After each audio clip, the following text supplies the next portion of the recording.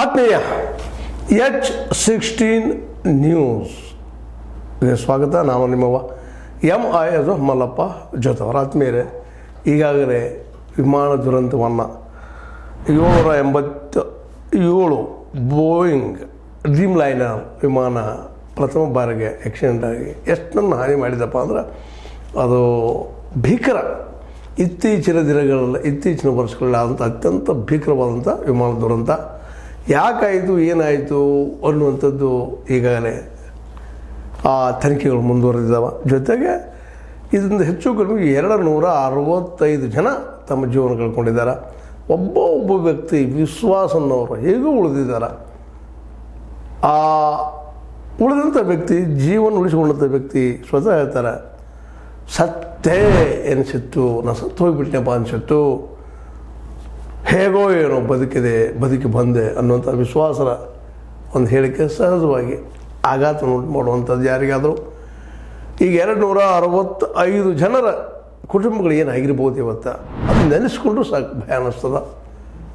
ಯಾಕೆಂದ್ರೆ ಈಗಾಗಲೇ ಮುಗಿದೋಗಿದೆ, ಇನ್ನೇನು ಮಾಡಲಿಕ್ಕೆ ಸಾಧ್ಯ ಇಲ್ಲ. ಅವ್ರ ಬದುಕು ಮುಗಿದೋಯ್ತು. ಇನ್ನು ಉಳಿದವರು ಅದರಲ್ಲೇ ಹೆಚ್ಚು ಕಡಿಮೆ ಈ ಒಬ್ಬ ಮಗ ಇರ್ಬೋದು, ದೊಡ್ಡ ವಿಶೇಷವಾಗಿ ವಿಮಾನದಲ್ಲೇ ಪ್ರವಾಸ ಮಾಡುವಂಥ ಒಂದು ವ್ಯಕ್ತಿತ್ವ ಪಡೆದವರು, ದುಡ್ಡಿದಂಥವರು, ಜ್ಞಾನಿಗಳು, ಬುದ್ಧಿವಂತರು, ಈ ಜನ ಅದರಲ್ಲಿ ಹೆಚ್ಚಿರ್ತಾರೆ. ಈ ದೇಶದ ಸಂಪತ್ತವರು, ಶಿಕ್ಷಣ ತಜ್ಞರಿರ್ಬೋದು, ಮತ್ತೇನೇ ಇರ್ಬೋದು. ಹೀಗಾಗಿ ಇಲ್ಲಿ ತೀರ್ಕೊಂಡಂಥ 265 ಮತ್ತು ಅದು ಈ ಕಟ್ಟಡಕ್ಕೆ ಡ್ಯಾಶ್ ಹೊಡೆದ ಒಂದೇನು ಕಾಲೇಜ್ ಇತ್ತು, ಕಾಲೇಜ್ ಡ್ಯಾಶ್ ಹೊಡೆದ. ಅಲ್ಲೂ ಕೆಲವೊಂದು ಜನ ಸತ್ತಿದ್ದಾರೆ. ಅಲ್ಲೂ ವೈದ್ಯಕೀಯ ವಿಜ್ಞಾನವನ್ನು ಅಭ್ಯಾಸ ಮಾಡುವಂಥ ವಿದ್ಯಾರ್ಥಿಗಳು ತೀರ್ಕೊಂಡಿದ್ದಾರೆ. ಇವೆಲ್ಲನೂ ನೋಡಿದಾಗ 241 ಜನ ವಿಮಾನದಲ್ಲೇ, 24 ಜನ ಆ ಕಟ್ಟಡದಲ್ಲಿ ತೀರ್ಕೊಂಡಿದ್ದಾರೆ. ಅವ್ರು ಗುರುತು ಹಿಡಿಬೇಕಾಗಿದೆ, ಸುಟ್ಟು ಕರಕಲಾಗಿದ್ದಾರೆ ಪಾಪ. ಏಕಾಗಿ ಸ್ಫೋಟ ಆಗಿದ್ದನ್ನು ವಿಶ್ವಾಸವರು ಬಹಳ ಒಂದು ನೋವಿನಿಂದ ಹೇಳಿದಾರೆ. ಅದನ್ನು ನಾನು ಉಳಿದಿದ್ದು ಹೇಗೆ ಅನ್ನುವಂಥದ್ದು ಆ ರೀತಿ ಬೇಕು. ಎಲ್ಲ ಸುಟ್ಟು ಕರಕಲು, ಅಲ್ಲಿ ಏನೂ ಇಲ್ಲ. ಈಗಾಗಲೇ ಅಲ್ಲಿ ಪ್ರಧಾನಿ ಅವರು, ಇನ್ನುಳಿದವರು ಎಲ್ಲರೂ ಹೋಗಿ ನೋಡಿದ್ದಾರೆ. ಏವಿಯೇಷನ್ ಮಿನಿಸ್ಟರ್ ಅಂದರೆ ವಿಮಾನಯಾನದ ಮಿನಿಸ್ಟರ್ ಸಹಿತ ಅವರು, ನಾಯ್ಡು ಅವರು ಹೋಗಿದ್ದಾರೆ, ನೋಡಿದ್ದಾರೆ. ಆದರೆ ಇವ್ರು ನೋಡೋದ್ರಿಂದ ಮಾಡೋದ್ರಿಂದ ಇಂಪ್ರೂವ್ ಆಗ್ತದಂತಲ್ಲ, ಏನೋ ಆಗಿದಂತಲ್ಲ, ಹೋದ ವರ್ಷಕ್ಕೆ ಬರ್ತದಂತಲ್ಲ. ಆದರೆ ಕನ್ಸರ್ನ್ ಇರ್ತದೆ. ಹೋಗಿದ್ದಾರೆ, ನೋವು ಅನುಭವಿಸಿದ್ದಾರೆ. ನೋವನ್ನು ಹೇಳುವಲ್ಲ. ಮತ್ತು ಅದಕ್ಕೆ ಹೆಚ್ಚಿಗೆ ಜೀವನ ಕಳ್ಕೊಂಡಂಥ ಕುಟುಂಬಸ್ಥರು, ಸಂತ್ರಸ್ತರು, ಅವರ ನೋವನ್ನು, ದುಃಖನ ನಾವು ನೋಡಲಿಕ್ಕೆ ಸಾಧ್ಯ ಇಲ್ಲ, ಅನುಭವಿಸೋಕ್ಕೂ ಸಾಧ್ಯ ಇಲ್ಲ ಅನ್ನೋಷ್ಟು ಮಟ್ಟಿಗೆ ಪ್ರಧಾನಿ ಆಗಿರ್ಬೋದು, ವಿರೋಧ ಪಕ್ಷದ ನಾಯಕರಾಗಿರ್ಬೋದು ಅಂತ ಭಾವನೆಗಳು ವ್ಯಕ್ತ ಮಾಡಿದ್ದಾರೆ. ಅದು ಮಾಡಲಿ. ವಿಶೇಷವಾಗಿ ಇಲ್ಲ, ಮಕ್ಕಳನ್ನ ಕಳ್ಕೊಂಡವ್ರು ಇದ್ದಾರೆ, ತಂದೆ ತಾಯಿನ ಕಳ್ಕೊಂಡವ್ರು ಇದ್ದಾರೆ, ಗೆಳತಿಯನ್ನು ಕಳ್ಕೊಂಡವ್ರು ಇದ್ದಾರೆ, ಹೆಂಡತಿಯನ್ನು ಕಳ್ಕೊಂಡವ್ರು ಇದ್ದಾರೆ. ನೀನು ನಾನಾ ರೀತಿ ವೈವಿಧ್ಯಮಯವಾದಂಥ ಸಾವ ಇಲ್ಲಿ ಬಂದಿದ್ದರಿಂದಾಗಿ ಇದು ಬಹಳ ದಿನಗಳವರೆಗೆ ನೆನಪುಳಿಯುವಂಥದ್ದು. ಇಂಥ ಸಂದರ್ಭದಲ್ಲ ನಮ್ಮ ಈ ಏನಪ್ಪ ಅಂತಂದ್ರೆ DGCA ಅವರು ಆರ್ಡರ್ ಮಾಡಿದ್ದಾರೆ. ಅಂದ್ರೆ ಈ ಪೂರ್ತಿ ಸುರಕ್ಷತೆ ಎಷ್ಟು ಮಟ್ಟಿಗೆ ಗ್ಯಾರಂಟಿಪ್ಪ, ನಾಗರಿಕ ವಿಮಾನಯಾನ ನಿರ್ದೇಶನಾಲಯದ DGCA ಏರ್ ಇಂಡಿಯಾಕ್ಕೆ ಕಟ್ಟುನಿಟ್ಟಿನ ಸೂಚನೆ ಕೊಟ್ಟಾರೆ. ಇದು ಯಾಕೆ ಅದು ಮುಂದೆ ಆಗಬಾರ್ದು, ಇದು ಏನು ಕಾರಣ, ಹೆಂಗಾಯಿತು ಅದು ಫಸ್ಟ್ ಟೈಮ್ ಆಗಿದೆ. ಇದು ಎಲ್ಲರಿಗೂ ಗಾಬರಿ ಆಗ್ಯದ. ಆದರೆ ಈಗ ಇವತ್ತು ಇದು ವಿಶೇಷವಾಗಿ ಪೈಲಟ್ದಿಂದ ಆಗ್ಯದ ಅನ್ನುವಂಥ ಒಂದು ಅಭಿಪ್ರಾಯ ಕೇಳಿ ಬರ್ತಾ ಇದ್ದ. ಪೈಲಟ್ ಒಂದು ನಿಷ್ಕಾಳಜಿನೋ ಯಾವುದೋ ಕಾರಣಕ್ಕೆ ಅಂತೇಳಿ, ಹೌದು ಅಲ್ಲ ಗೊತ್ತಿಲ್ಲ, ಅದು ಆರಾಮ ಅಂತದ್ದು. ಅದರಲ್ಲೂ ಬ್ಲ್ಯಾಕ್ ಬಾಕ್ಸ್ ಸಿಕ್ಕದ. ಇನ್ನು ಅದು ಏನೇನು ಹೊರಗೆ ಹಾಕ್ತದೆ ನೋಡಬೇಕಾಗ್ಯದ. ಯಾಕಾಯಿತು, ಏನು ಕಾರಣ ಆಯಿತು ಅನ್ನುವಂಥ ವಿಷಯಗಳನ್ನ ಹೊರ ಹಾಕುವಂಥ ಅಲ್ಲೇ ಏನು ಸೀಕ್ರೆಸಿ ಇರ್ತದೆ, ಅದು ಸಿಕ್ಕದ. ಅದರ ಡೆವಲಪ್ಮೆಂಟು ಆಗ್ತಾಯಿದ್ದ. ಆದರೆ ಈಗೇನಾಗಿದೆಪ್ಪ ಅಂದರೆ ಇದು ಇದರಲ್ಲಿದ್ದಂಥವ್ರು ಬೇರೆ ಬೇರೆ ದೇಶದವ್ರು ಇದ್ದಾರೆ, ಇಂಗ್ಲೆಂಡ್ದವ್ರು ಇದ್ದಾರೆ, ಇಂಡಿಯಾದವ್ರು ಇದ್ದಾರೆ, ಇಂಡಿಯಾದವ್ರು ಹೆಚ್ಚಿಗಿದ್ದಾರೆ, ಪೋರ್ಚುಗೀಸ್ದವ್ರು ಇದ್ದಾರೆ. ಅಲ್ಲಿಯೂ ಎಲ್ಲ ಅಲ್ಲಿಯ ತಂತ್ರಜ್ಞಾನರು ಬರ್ತಾ ಇದ್ದಾರೆ ಚೆಕ್ ಮಾಡಿ. ಆದರೂ ಅಮೇರಿಕಾದಲ್ಲಿ ತಯಾರಾದ ಈ ವಿಮಾನ ಬಗ್ಗೆ ಅಮೇರಿಕನ್ ಸಹಿತ ಬರ್ತಾ ಇದ್ದಾರೆ ತಯಾರು ಮಾಡಿದ್ರು. ಎಲ್ಲಿ ಮಿಸ್ಟೇಕ್ಸ್ ಆಯಿತು, ನಾವು ಇದು ತಪ್ಪು ಮಾಡಿದ್ವಿ ಅಂತೇಳಿ. ಹೀಗಾಗಿ ವಿಶೇಷವಾಗಿ ಒಂದು ಪೈಲಟ್ ಸ್ವಲ್ಪ ಇತ್ತೀಚಿನ ದಿನದಲ್ಲಿ ಪೈಲಟ್ರು ಕಡಿಮೆ ಇದ್ದಾರೆ ಅನ್ನೋದು ರಿಪೋರ್ಟ್ಸ್ಗಳು ಬರ್ತಾ ಇದ್ದಾವೆ. ಕಡಿಮೆ ಇರೋದ್ರಿಂದ ಹೆಚ್ಚಿನ ವರ್ಕ್ ಬೀಳೋದ್ರಿಂದ ಜೀವಕ್ಕೆ ಅಪಾಯ ಆಗುವಂತ ಹೇಳ್ತಿರ್ತವೆ. ಅದರಲ್ಲಿ ಪೂರ್ಣ ಪ್ರಮಾಣದಲ್ಲಿ ಕೆಲವೊಂದು ಫೀಲ್ಡ್ಗಳಲ್ಲಿ ನಾಲೆಜ್ ಇಲ್ಲದವ್ರು ಸಹಿತ ಪೈಲಟ್ ಆಗಿ ಕೆಲಸ ಮಾಡ್ತಾಯಿದ್ರು. ಒಂದು ಆಘಾತಕಾರಿಯಾದ ಸುದ್ದಿ ಬರ್ತಾ ಇದೆ. ಅದನ್ನೆಲ್ಲ ನೋಡಿದಾಗ, ಆ ರಿಪೋರ್ಟ್ಗಳು ನೋಡಿದಾಗ ಸಹಜ ಅನ್ನಿಸ್ತದೆ. ಮತ್ತು ಇಲ್ಲೇ ಪೈಲಟ್ಗಳು ಕೊರತೆ ಇರೋದ್ರಿಂದಾಗಿ ವರ್ಕ್ ಲೋಡ್ ಹೆಚ್ಚಾಗಿಯೂ ಆಗೋ ಸಾಧ್ಯತೆಗಳಿದ್ದಾವೆ ಅಂತ ಮಾತುಗಳು ಕೇಳಿ ಬರ್ತಾ ಇದ್ದಾವೆ. ಅದಕ್ಕೆ ಇಲ್ಲ, ಈ ವಿಜ್ಞಾನವನ್ನು ಕಲಿಯುವಂಥ ಮಕ್ಕಳು ಹೆಚ್ಚಾಗಲಿ, ಪೈಲಟ್ಗಳು ಇನ್ನಷ್ಟು ಹೆಚ್ಚಿನ ಪ್ರಮಾಣದಲ್ಲಿ ಬರಲಿ ಅಂತ ನಾವು ಹೇಳ್ತಾ ಇದ್ವಿ. ಬಟ್ ಅದ್ರ ಸಮಸ್ಯೆ ಅದರೊಂದೇ ಇದೆ. ಅದೇನೋ ಆಗಲಿ, ಅದೇ ಕಾರಣಕ್ಕೆ ಈ ಬೋಯಿಂಗ್ ಕಂಪನಿಯಿಂದ ಬರುವಂಥವರಾಗಿರ್ಬೋದು ಮತ್ತವರಾಗಿರ್ಬೋದು ಇಲ್ಲೇ ಏನೋ ಮಿಸ್ಟೇಕ್ಸ್ ಆಗಿದೆ, ಮೇಂಟೆನೆನ್ಸ್ ಸರಿಯಾಗಿ ಇಲ್ಲ ಆಯ್ತಿರೋದು ಅನ್ನೋಂಥ ಮಾತುಗಳು ಕೇಳಿ ಬರ್ತಾ ಇದ್ದಾವೆ ಈ ವಿಮಾನದ್ದು. ಈಗೇನು ಏನದಪ್ಪ ಇದು ಬೋಯಿಂಗ್ 787 ಡ್ರೀಮ್ ಲೈನರ್ ಏನದ ಇದರಲ್ಲಿ ಏನಪ್ಪ ಅಂದರೆ ಇದನ್ನು ಸರಿಯಾಗಿ ಮೇಂಟೆನೆನ್ಸ್ ಮಾಡ್ತಾ ಇಲ್ಲ ಅಂತೂ ಆರೋಪಗಳು ಕೇಳಿ ಬರ್ತಾ ಇದ್ದಾವೆ. ಯಾಕೆಂದ್ರೆ ಇಷ್ಟು ಸಡನ್ನಾಗಿ ಆಗಿದ್ದ ಕಾರಣ ಏನು, ಮೇಂಟೆನೆನ್ಸ್ ಇಲ್ಲದ್ದು, ಇಂಜನ್ ಪ್ರಾಬ್ಲಮ್ ಅದಾವ, 108 ಮಾತುಗಳು ಮಾತಾಡ್ತಿದ್ದಾರೆ. ಯಾರೂ ತಮ್ಮ ಮೇಲೆ ಜವಾಬ್ದಾರಿ ತೆಗೆದುಕೊಳ್ತಾ ಇಲ್ಲ. ಅಮೇರಿಕದಲ್ಲಿ ತಯಾರಾದಂಥ ಅಲ್ಲಿ ಕಂಪ್ನಿ ಅವ್ರು ಹೇಳ್ತಾರೆ ಇಲ್ಲ ಇಲ್ಲಿ ಮೇಂಟೆನೆನ್ಸ್ ಸರಿಯಾಗಿ ಮಾಡಿಲ್ಲ ಅನ್ನುವಂಥ ಮಾತನ್ನು ಮಾತಾಡ್ತಾ ಇದ್ದಾರೆ. ಈಗೆಲ್ಲ ನಿಧಾನಕ್ಕೆ ಶುರು ಆಗ್ತಾ ಇದ್ದಾವೆ. ಇಲ್ಲ ನೀವು ಸರಿಯಾದ ಕೊಟ್ಟಿಲ್ಲ, ನಿಮ್ಮ ಇಂಜಿನ್ ಸರಿ ಇಲ್ಲ ಅಂತ ಇವ್ರು ಆರೋಪ ಮಾಡ್ತಾ ಇದ್ದಾರೆ. ಒಬ್ಬರಿಗೊಬ್ಬರು ತಪ್ಪಿಸ್ಕೊಂಡು ಹೋಗುವಂಥ ವಾತಾವರಣ ಇಲ್ಲಿ ಮಾಡ್ತಾ ಇದ್ದಾರೆ, ಯಾರೂ ಭಾರ ಹೊರ್ತಾ ಇಲ್ಲ.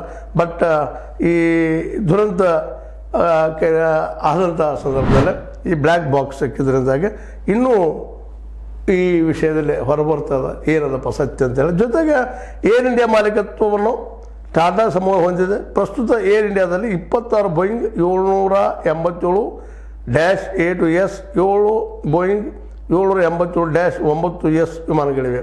ಇವುಗಳನ್ನು ಮತ್ತೆ ರೀಚೆಕ್ ಮಾಡಿಸುವಂಥದ್ದು, ಮಾಡೋದು. ಅಪಘಾತ ತನಿಖೆಗೆ ಬ್ರಿಟನ್ ಮತ್ತು ಅಮೆರಿಕದ ತಜ್ಞರು ಆಗಮಿಸಿದೆ ಎಂದು ಏರ್ ಇಂಡಿಯಾ ಹೇಳಿದ ಅದರ ಅಧ್ಯಕ್ಷ ಚಂದ್ರಶೇಖರ್ ತಿಳಿಸಿದ್ದಾರೆ. ಅವರು ಬಂದು ಸ್ಟಾರ್ಟ್ ಮಾಡಿದ್ದಾರೆ, ಯಾರು ತಪ್ಪು ಅದು ಮಿಸ್ಟೇಕ್ಷನ್ ಅದು ನಮ್ಮ ಕಡೆ ಅದನ್ನು ಮತ್ತೆ ಯಾರ ಕಡೆ ಅಂತೇಳಿ ಇವ್ರು ಬಂದಂಥವ್ರೆಲ್ಲರೂ ಒಬ್ಬರು ಹಾಕ್ತಾ ಇದ್ದಾರಂತೆ. ವಿಶೇಷವಾಗಿ ಇದು ಸಹಜ ನಡೆಯುವಂಥ ಕೆಲಸ, ಜಗದ ನಿಯಮನ ಏನೋ, ಜಗದಲ್ಲಿ ಒಳ್ಳೇದಾಯಿತು ನಾನು ಮಾಡಿದ್ದೀನಿ ಅನ್ನುವಂಥದ್ದು, ಕೆಟ್ಟದಾಯಿತು ದುರಂತ ಆಯಿತು ನನಗೆ ಗೊತ್ತಿಲ್ಲಪ್ಪ ಯಾರು ಮಾಡಿದ್ರು ಗೊತ್ತಿಲ್ಲ ಅನ್ನೋ ಸ್ವಭಾವ ಮನುಷ್ಯರು ಸಹಜ ಜನ. ಸಾಕಷ್ಟು ವಿದ್ವತ್ತಿದ್ದಂಥ ಜನ ಇದ್ದಾರೆ, ಬುದ್ಧಿವಂತರಿದ್ದಾರೆ. ಹೌದಪ್ಪ ಇಲ್ಲಿ ಮಿಸ್ಟೇಕ್ ಆಗಿದೆ, ಇಂಜಿನ್ದಲ್ಲಿ ಮಿಸ್ಟೇಕ್ ಆಗಿದೆ, ಮತ್ತೊಂದರಲ್ಲಿ ಮಿಸ್ಟೇಕ್ ಆಗಿದೆ ಅಂತ ಖಚಿತವಾಗಿ ಹೇಳುವಂಥ ಮಾತುಗಳನ್ನು ಸಂಬಂಧಿಸಿದಂಥ ಅಧಿಕಾರಿಗಳು ಹೇಳದೇ ಇದ್ದಾಗ ಸಹಜವಾಗಿ ಆಘಾತ ಅನ್ನಿಸ್ತದೆ. ಯಾರು ಮಾಡಿದ್ರು ಹಂಗಾದ್ರೆ ತಾನಾಗೆ ಆಯ್ತಾ ಅನ್ನುವಂಥ ಪ್ರಶ್ನೆಗಳು ಅಥವಾ ಮೂಡ್ತಾ ಇದ್ದಾವೆ. ಅದಕ್ಕಾಗಿ ಇವತ್ತು ಕಾಂಗ್ರೆಸ್ ಅಂತ ಸಹಜದ ವಿರೋಧ ಪಕ್ಷದ ಇದು ತನಿಖೆ ಆಗಬೇಕು, ಸಮಗ್ರ ತನಿಖೆ ಆಗಬೇಕು, ಹಾಗೆ ಮಾತುಗಳು ಮಾತಾಡ್ತಾ ಇದ್ದಾರೆ. ಈ ಕರ್ನಾಟಕದಲ್ಲಿ BJPಗರು ಮಾಡ್ತಾ ಇದ್ದಾರೆ, ಹಾಗೆ ಅವರು ಮಾಡ್ತಾ ಇದ್ದಾರೆ. ಇದು ಈ ವಿರೋಧ ಪಕ್ಷ ಮಾಡೋ ಕೆಲಸ ಇದ್ದರೂ ಇನ್ನೂ ತೀವ್ರವಾಗಿ ಇದ್ರ ಬಗ್ಗೆ ನಿಜವಾಗಿಯೂ ತಪ್ಪು ಯಾರದು ಅನ್ನೋದು ಹೊರಗೆ ತೆಗೆಯೋದು ಕೆಲಸ ಈಗ ಆಗಬೇಕಾಗಿದೆ.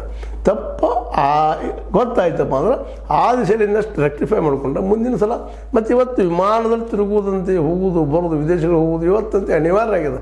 ಅದ್ರ ಬಿಟ್ಟು ಬದುಕೋಕ್ಕೆ ಸಾಧ್ಯ ಇಲ್ಲ. ಹೌದು, ನಮ್ಮ ಜೀವ ಹೋಗ್ತದಂತ ಗೊತ್ತಿದ್ದರೂ ಅಪಾಯದಪ್ಪ ವಿಮಾನ ಪ್ರಯಾಣ ಅನ್ನೋದು ಗೊತ್ತಿದ್ದರೂ ಹೋಗಬೇಕಾಗಿದೆ. ಯಾಕೆಂದರೆ ಅಷ್ಟೊಂದು ತೀವ್ರವಾಗಿ ನಾವು ಮುಂದುವರಿತಾ ಇದ್ದೀವಿ. ನಮ್ಗೆ ಎಷ್ಟೋ ಕೆಲಸಗಳು ಅದರಲ್ಲೂ ಇಂಟರ್ನ್ಯಾಷನಲ್ ಸಂಬಂಧಗಳು ಮತ್ತೇನೋ ಸಂಬಂಧಗಳು ಕ್ಷಣಾರ್ಧದಲ್ಲೇ ಮುಗಿಬೇಕಾಗಿರ್ತದೆ, ಹೋಗ್ಬೇಕಾಗಿರ್ತದೆ. ಅದಕ್ಕಾಗಿ ಈ ವಿಮಾನಗಳ ಪ್ರಯಾಣ ತಪ್ಸೋಕ್ಕೆ ಸಾಧ್ಯ ಇಲ್ಲ, ಬಟ್ ಈ ಅಪಘಾತಗಳನ್ನು ಕಡಿಮೆ ಮಾಡಿಸ್ಲಿಕ್ಕೆ ಸಾಧ್ಯ. ಅದಕ್ಕೆ ಈ ದೋಷಗಳು ಏನದಾವ ಅನ್ನುವಂಥದ್ದು ಹುಡುಕಿ ತೆಗೆಯುತ್ತದೆ. ಯಾಕಂದರೆ ಈಗಾಗಲೇ ಈ 265 ಜನ ತಮ್ಮ ಜೀವ ಕಳ್ಕೊಂಡಿದ್ದಾರೆ. 265 ಜನರ ಜೀವ ಏನಪ್ಪ ಅಂತಂದರೆ ಭಾಳ ಅಮೂಲ್ಯವಾದದ್ದು. ಇದು ಆಗಬಾರ್ದು ಅನ್ನೋದು ಒಂದು ಮೂಲ ಉದ್ದೇಶ. ಆ ದಿಶೆಯಲ್ಲೇ ಈ ತನಿಖೆಗಳಾಗಲಿ TGCA ಈಗಾಗಲೇ ಆ ದಿಶೆಯಲ್ಲಿ ಅಧ್ಯಯನ ಮಾಡಿದ್ದಾರೆ. ಯಾರ ಮೇಲೆ ಯಾರಲ್ಲ, ನಿಜವಾದ ಅರ್ಥದಲ್ಲಿ ಯಾರು ಕಾರಣಕರ್ತರು ಅನ್ನೋದನ್ನು ನಾವು ತಿಳ್ಕೊಂಡ್ರೆ ಮುಂದಿನ ದಿನದಲ್ಲಿ ಇನ್ನೂ ಇಂಪ್ರೂವ್ ಮಾಡೋಕ್ಕೆ ಸಾಧ್ಯ ಅನ್ನೋಂಥ ಮಾತು. ಒಟ್ಟಾರೆಯಾಗಿ ಇಲ್ಲೇ ಒಂದನೇದು ಪೈಲಟ್ದು ಆಗಿರೋದು ಮಿಸ್ಟೇಕ್ಸ್, ಎರಡನೇದು ತಾಂತ್ರಿಕ ವೈಫಲ್ಯನೂ ಇರ್ಬೋದು ಅಂತ ಅನ್ನೋಂಥ ಮಾತು ಕೇಳಿ ಬರ್ತಾ ಇದ್ದಾವೆ. ಮುಂದೆ ಹವಾಮಾನದ್ದು ಇದರಲ್ಲಿ ಏನೋ ಕೇಳಿಲ್ಲ. ಇವೆರಡು ಮೇನ್ ಕಾರಣ ಅಂತ ಇದೆ. ಮತ್ತು ವಿಧ್ವಂಸ ಕೃತ್ಯಗಳನ್ನು ಏನಾದಂಗೆ ಕಾಣೋದಿಲ್ಲ. ಹೆಚ್ಚು ಕಡಿಮೆ ವಿಧ್ವಂಸ ಕೃತ್ಯಗಳಿಂದ ಹಕ್ಕಿಗಳು ಡಿಕ್ಕಿ ಹಾಕಿದ್ರಿಂದ ರನ್ನುವಾಗ ಮ್ಯಾಲೆ ಇರೋದು ಇಳಿಯೋದು ಅದೊಂದು ಕಾರಣ. ಏರಿಸೋ ಮುಂದೆ ಏನೋ ದೋಷ ಆಗ್ಯದ ಅನ್ನುವಂಥ ಕಾರಣ, ಅಥವಾ ಫ್ಯೂಲ್ ಅಂದರೆ ಇಂಧನ ಭಾಳಷ್ಟು ಹಾಕಿದ್ರು ಇದರಲ್ಲೇ ಅದು ಸ್ಫೋಟ ಕಾರಣ ಅನ್ನುವಂಥ ಮಾತುಗಳು ಮಾತಾಡ್ತಾ ಇದ್ದಾರೆ.